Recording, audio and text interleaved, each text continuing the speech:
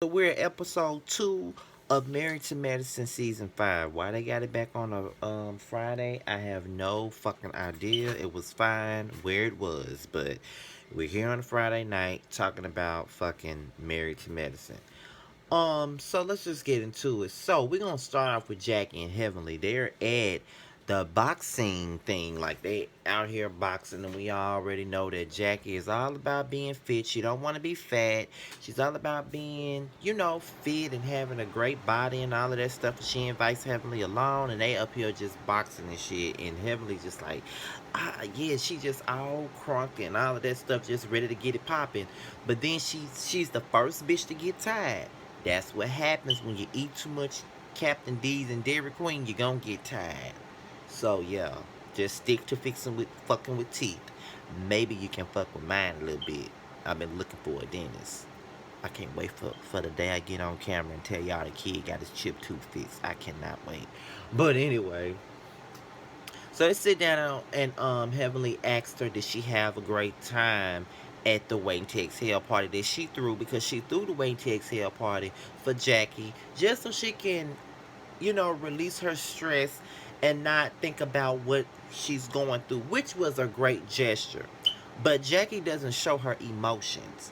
And, Heavenly asked her a question, and the question was, did you think that your lack of emotion caused Curtis to think that you didn't care?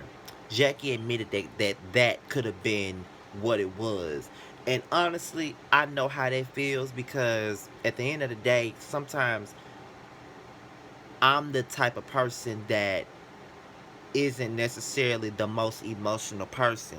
I tend to keep a lot of things inside of me.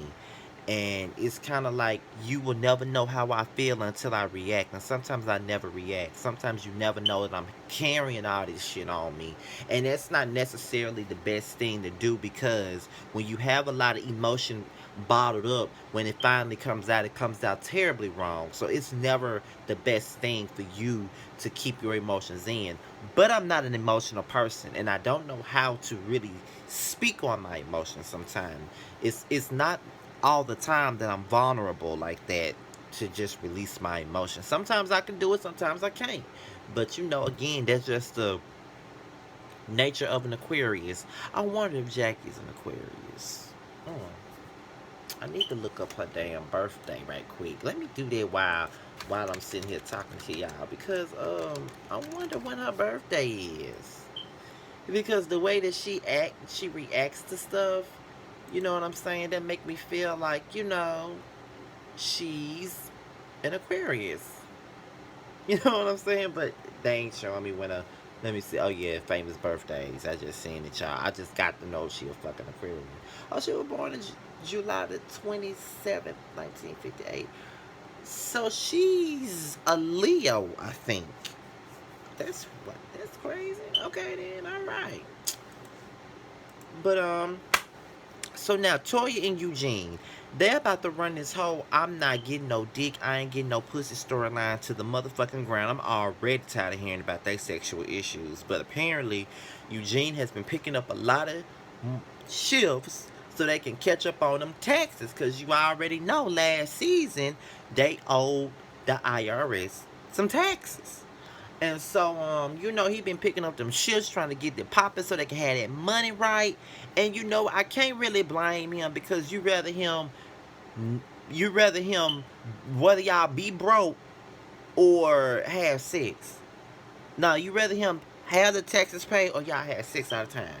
In my opinion, if I was Toya, I would rather him have the taxes paid rather than have sex all the damn time. Sex is an important part of a relationship, because let's just be honest.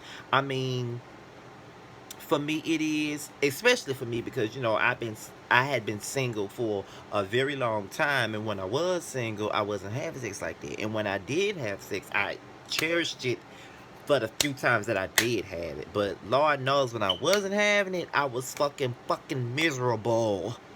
So yeah, like, in a relationship, I got to have it. Like, I got to have it whenever I want to have it. I have to have it. I don't give a damn where I'm at. I have to have it. That's just what it is, because my sex drive is like on 100, like whatever. So I get that. I get the situation that Toya is dealing with. Like, yeah, you want to have sex with your man all the time, but your man got to do what he got to do, which is pay them bills. So Simone and Cecil pretty much had an argument that was off camera, and now they're trying to smooth things over. And one of their sons asked Simone were they gonna get a divorce. And apparently, if they're sitting around asking about divorces, then apparently Simone and Cecil been having issues. But see, it's a lot that goes into this. I bet these people marriages, although I don't think any of their marriages were ever perfect, I really believe that once they got on TV, their issues began to mount.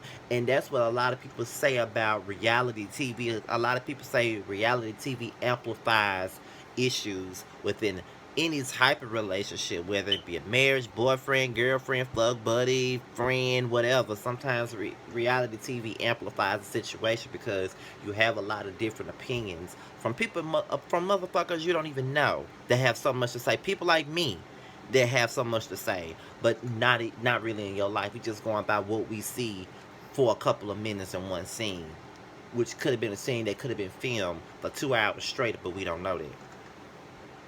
So they're just pretty much trying to smooth things over. And Cecil was like, "Well, you the one who brought up divorce." But it looks to me like Cecil don't want to have no divorce, and I just think that Simone probably brought up the divorce thing just out of frustration. But you don't bring up no shit about no damn divorce. If you really love somebody and you want to make it work, you got to take the steps to make it work. I think a lot of the times when marriages and relationships don't work out, the parties are always so quick to walk out of a relationship. Now, if there's just some things that's just not fixable, then you just need to walk the fuck away. But if you know that you can make shit work out, make it work out. You know what I'm saying? I just feel like I'm not saying that you got to accept all kinds of shit, but at the end of the day, if you know that the shit can work out, you know that the shit can work out. You know what I mean? So that's how I feel about it.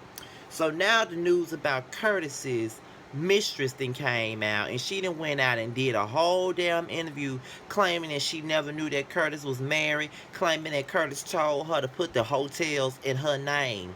Now, here's two things. I don't believe that she didn't know that this man was married. She had to know. He's on a fucking reality show, number one. Whether she watched it or not, I'm sure she heard about the show. Number two, I do believe that he did make her put the hotels in her name. He probably paid for them, but he had them put in her name just so it wouldn't be traced back to him. So I believe that, there is some truth to her story. You know what I mean? And I do believe that Curtis cheated on Jackie. I do believe that. A lot of the times we don't believe what the mistress or the side hoe have to say, but a lot of the times they really don't have nothing to gain by lying. It may be some fact into that story, and it may be a little bit of lies, but at the same time they had to be involved with that man. And I do believe that that woman was involved with Curtis. But a lot of us don't want to believe that because it's a side bitch. But I can't necessarily always rule out what the side bitch say, because I do believe that there is some truth. All of it may not be true, but there might be some truth to what they're saying. That's just what I believe. And I just really believe that he did fuck with that woman. I do believe that he was sleeping with her for months because he felt unappreciated by Jackie. He didn't feel like she was really into the marriage, so he went and looked for it elsewhere. I mean, that's just what I feel that he did. I wouldn't be surprised if that's what he did. So then, he got with this lady. Now, I don't believe that she didn't know that he was married, because I just know she knew. But I do believe that she put the hotels in her name because he asked her to, so it wouldn't be traced back to him. Now, I do believe that. And everybody got their own opinions about it. So it's time for Toya's 41st birthday, her cook-off. And Toya looks damn good to be 41. This bitch don't even look 41. She don't look 31. She look like she's my age. So she look goddamn good for her age. Toya and Eugene are team captains. It's the non-doctors versus the real doctors. So now the group discussed Jackie and Curtis's cheating allegations. Everybody got an opinion. And one thing about Married to Medicine, these people are really friends. So they really do have an opinion about what's going on because they are all friends. Like they were all friends before this show even came out. So this is what makes Married to Medicine a better show than Real Housewives of Atlanta to me, because I feel like Married to Medicine is way more organic and the relationships are very organic, and that's what makes it real and that's what makes it entertaining, because we know that these people are really friends. So that's just what it is. But Quiet was the only one that made some fucking sense in this whole thing. Heavenly never makes sense. That's why I can't never take what the fuck she say seriously unless she's talking about tea. So Simone and Contessa, the new girl, walks in as the conversation gets heated, and Heavenly rubs Contessa the wrong way. And later on, Contessa asks Heavenly what she say, but Heavenly want to act like they're making a mountain out of a molehill. I don't think she made a mountain out of a molehill, because everybody looked at you like you said something wrong, like you possibly came out of pocket. And Heavenly, you do come out of pocket a whole lot, bitch. So don't act like you don't. Like you always saying something that's out of the way, and you know you do. But you trying to say Toya instigated. Toya didn't instigate a damn thing. You came over there, and Contessa asked you what the fuck was up. But you always rubbing people the wrong way, because you tried Janice the same motherfucking way last season, and she ripped your ass to shreds. Simone confides in Jackie about her issues. And she just tells Jackie that her and Cecil are trying to work through their issues. They're trying to make things right, and they just want to be in a better space. And Jackie said, "Well, we all got problems, because bitch, I got me some problems too. So I'm the right motherfucker for you to talk to about these problems, girl." But it's good to see Simone and Jackie always being there for each other. And it's funny how Jackie can still give Simone that helping hand and that listening ear, even though she's going through her own marital problems. That takes a lot. Toya determines the winner in his quads group, and that is the end of my review of this episode. Make sure you comment, rate, like, and subscribe to my channel. Be sure to comment and leave your opinion. And make sure you tell your friend to tell their friend to tell her friend to tell his friend to tell her friend or whatever else to subscribe to my channel, bitch. Make sure you do that, alright?